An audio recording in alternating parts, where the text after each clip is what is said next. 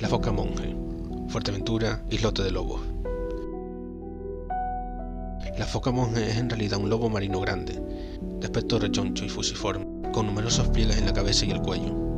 Hoy en día se encuentra en peligro crítico de extinción, aunque hay datos que señalan que está en estado vulnerable. Aun así, en el pasado llegó a habitar el Mediterráneo y el Atlántico norteafricano, y era tan numeroso en Canarias que se le dio el nombre a varios lugares cercanos a Fuerteventura, como el islote de lobos.